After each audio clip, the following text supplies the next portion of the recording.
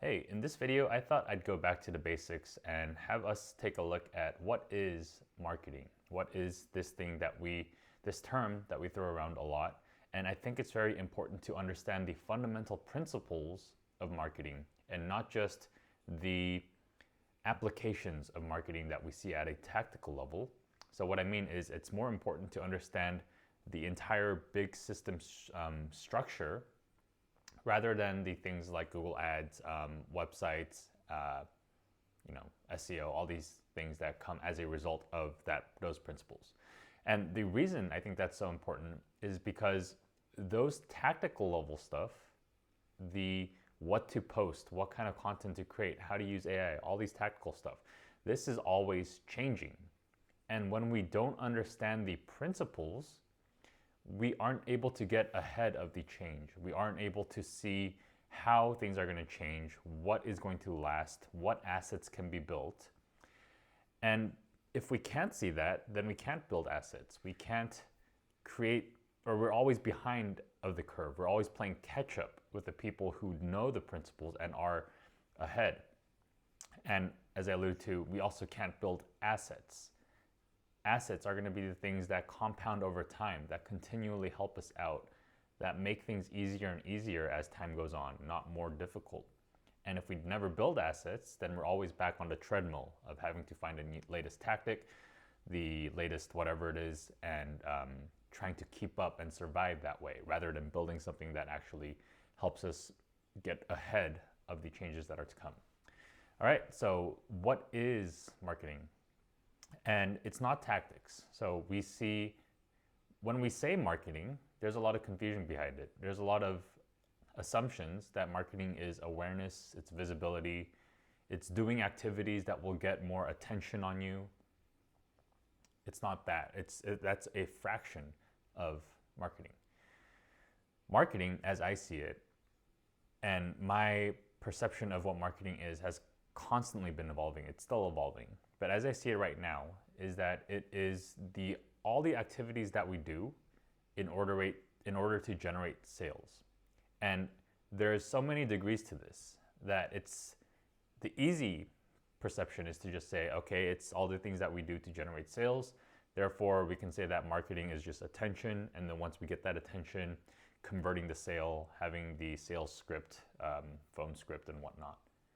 But what I would challenge you to consider are the future sales, and that's where people get tripped up. We think of the immediate sale rather than thinking of the future sales, the future revenue, the future profits that have to come. And when we think of the future, then how we engage in creating this short-term sale really starts to matter. Because you can have two different strategies, marketing strategies, when it comes to, let's say, getting 20 new patients. One strategy will have you yelling, shouting, hustling, promoting, like pushing discounts, using urgency tactics, all in order to get 20 sales. And in another marketing strategy, you can do that by aligning your practice with, or figuring out who it is you intend to serve, figuring out what their belief systems are, aligning your practice, positioning yourself and differentiating yourself in a way that is attractive to them, aligning all the elements of your practice to serve them, to serve those unique needs, and to ultimately get word of mouth in order to get those 20 patients, right? Those two different strategies are going to get you the same initial results, but down the line, it's going to change how everything works in the future. So for too long, our understanding of marketing has been this short-term, get attention, convert the sale, get the patient, the client, or whatever it is. And because it's been so short-sighted, we haven't been able to build the assets, build the system that generates those future sales and makes the future easier. So challenging you to expand what marketing is in terms of the definition, which is very simple, but in terms of what that definition encapsulates. So one of the things that happens when we start to expand that definition is that we start thinking of what is new patient acquisition. So new patient acquisition before was, again, attention, conversion, or traffic conversion equals new patients. But now as we expand this view, it becomes word of mouth as a new patient acquisition system.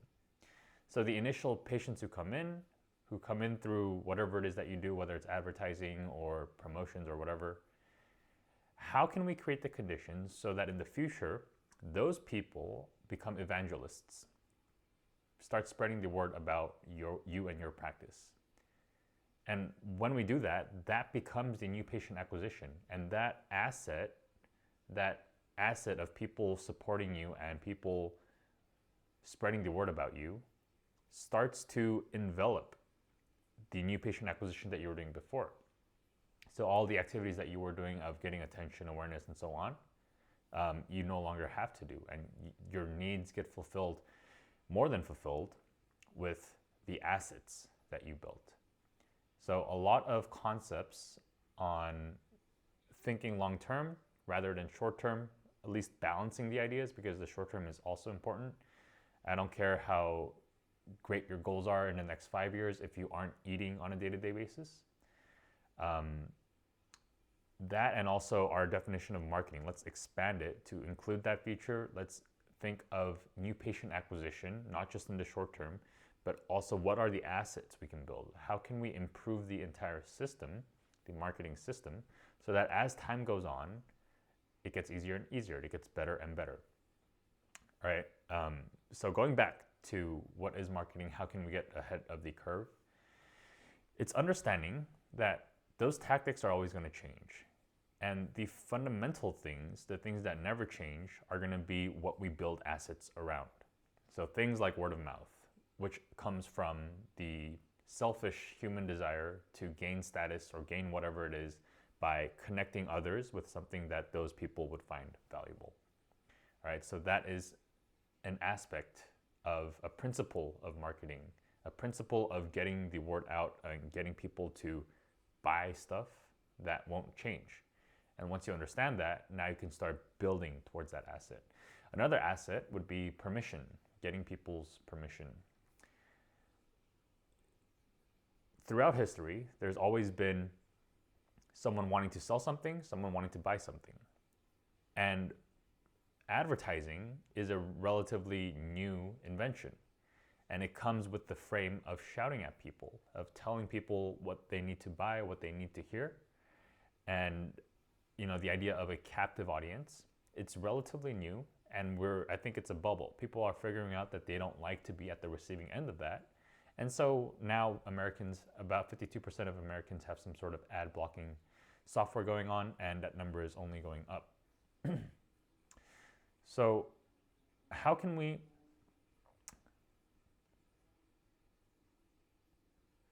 So as we engage with permission, how can we engage with permission?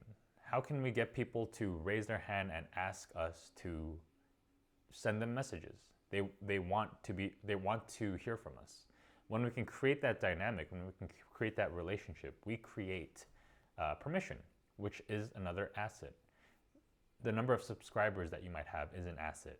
And I'm not saying that you need to work on your subscribers. That might not play into the entire marketing strategy, but that's just an example of what an asset, a permission asset is. Other assets, brand loyalty, right? What is branding?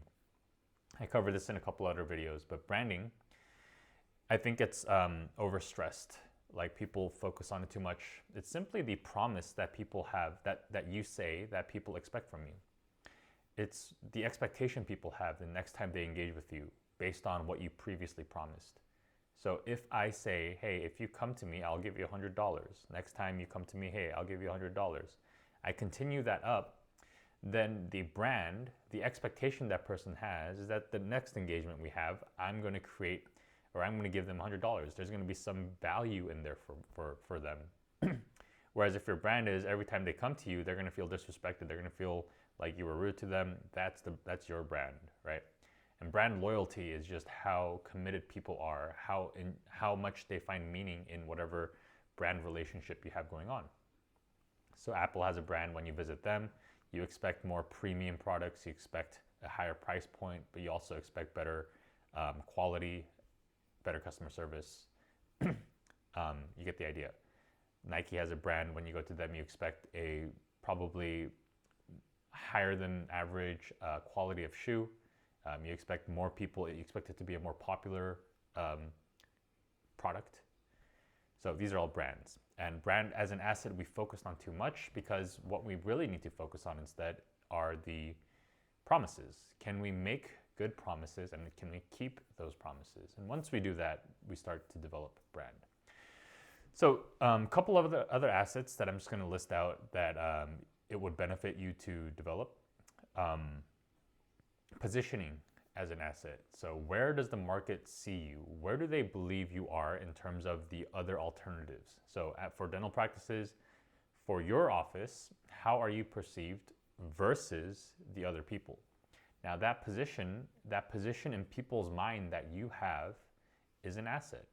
If people believe that you are the cheap option, option that you want to go to if you want to skimp out on health, then that's going to derive a lot of the revenue and the sales that come, and the type of patients that come as a result. So that's that asset working in a certain way for you. Whereas if you're positioned in a way of, hey, you go to this guy when you need something that is critically important to your health, that's a position. Or you go to this guy when you want a premium service that and have a luxury type of experience, that's another position. If you want something very personalized, if you have a lot of concerns and you want to feel cared for, that's a position, right? And that not only impacts how people perceive you and how they engage with you, but also how you make decisions throughout your practice. It's going to be the North Star of all the different decisions that you make. Is it going to support our position? Is it going to help our position in people's minds, or is it going to detract from it? All right, I said I'm going to list it. I don't know, I'm getting so into this. Positioning, who you seek to serve is also an asset. The people you seek to serve, because ultimately in the future, they're going to be the ones who are spreading the word about you. Another asset is your touch points, the things you create to support your positioning. Another asset is going to be your team. It's going to be how many people are working for you. What are the systems like? Systems are a separate asset compared to teams. You can have a great team, have terrible systems, have a great system, have a terrible team. But what are your systems? Are things being done efficiently? Are things being done in a way that is humanizing to the staff or dehumanizing to them? Right? What is the culture? Culture is also an asset. What are the, all these things, like I could go on.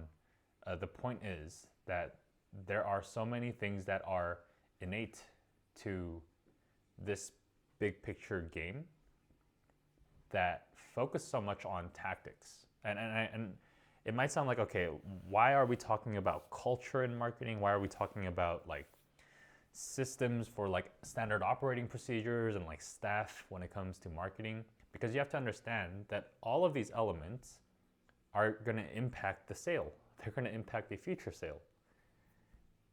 If you go to an office and they have terrible staff, that's marketing.